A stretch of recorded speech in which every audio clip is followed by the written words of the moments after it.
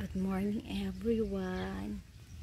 I-share ko lang sa inyo itong aking organic na lettuce. Paano ba siya nagiging organic? Ganito po. Yung kung napapansin nyo, yung kanyang yung kanyang kasi lupa. Bago po itanim yung lettuce, nilalagyan muna namin to ng chicken manure. Yan na po yung pinaka-fertilizer niyan, at hindi po kami nag-apply ng mga or naglalagay ng fertilizer na iba. Kasi gusto namin organic. So, yung iba wala na dito kasi may mga bagong tanim dahil na harvest na. Tapos hindi po ako naglagay nito ng pesticide. Yan, hindi yan siya. Iba yan. Yung Chinese cabbage yan, kasi gusto ko yung seeds niyan, kukunin ko yung seeds, pinapabinhi ko. So yan, kaya nagtatanim talaga ako ng lettuce dito kasi mahilig po kami magsanggipsal dito sa bahay. At isa pa ay pang lagay sa bread. At ito pala, subukan nyo, meron ako kasing ginagawa nito. Ito siya, kinakat ko lang siya ng hindi naman maliliit. Siguro sa isang ganito kinakat ko siya ng 4 to 5. Tapos lagyan mo siya ng egg, batilin mo yung egg, tapos lagyan mo ng dahon ng sibuyas o kung ano pa ilagay mo dyan, parsley. Tapos mo siya, itorta mo siya. Ang sarap mga ka-garden. Ayan si ating lettuce. Tapos meron ako ditong pinapa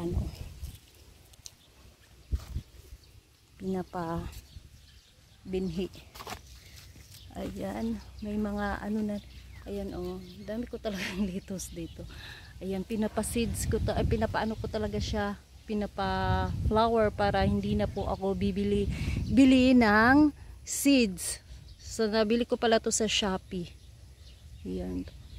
Ay, ito bigay sa kapitbahay pala namin tong ito, pero ito siya sa Shopee ko yung binili. Meron ako nahanap doon, nakahanap ako ng lead sheet. So, meron pa yan dito. Ayan. Ito naman, ayan.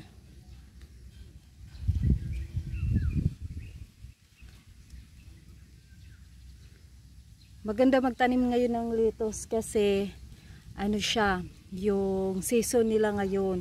Pag tag-ulan kasi ang hirap magpatubo ng lettuce kasi lagi siyang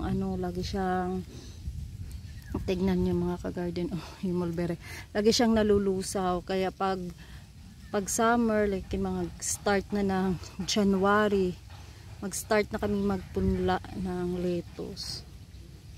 Yan. Tapos ginagamit ko rin pag magpunla ako ng lettuce, ay dito ako nagpupunla, tapos tina-transfer ko lang. Ipa yan. Yan. Ipa, nilalagyan ng vermicast or kaya chicken manure. Tapos budbud mo lang. Meron niya ako ditong nagkuha kasi ako ng cherry tomato. Meron ako mga pinupunla dyan, kaso lang nilalanggam.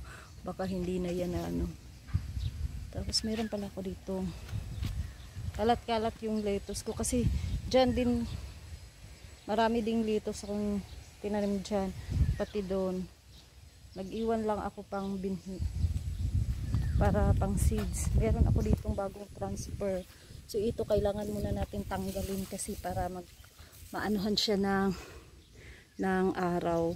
Pag bagong transfer ang ginagawa ko, tinatakpan ko kasi ilang bisis nang nalulusaw.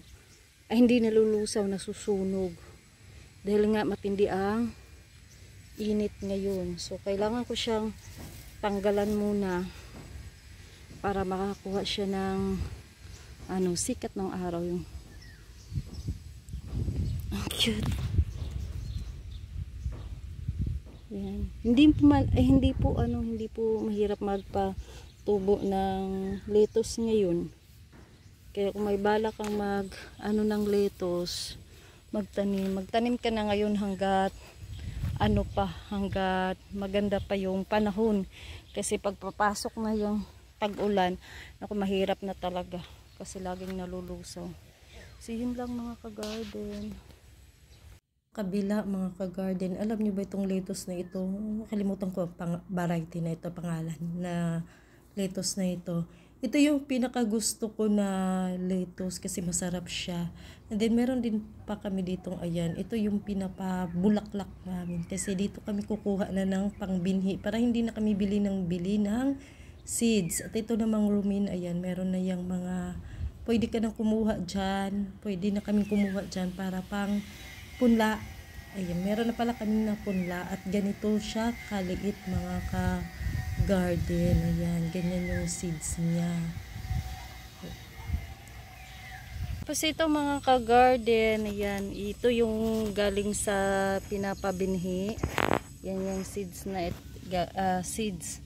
Yun sa flower pala. Yan. Tapos ito na yung iba. Ito malapit na din itong i-transfer. Yan, tapos ito kasi, yan. Kaya hinahayaan namin magaganito dahil kailangan namin yung seeds.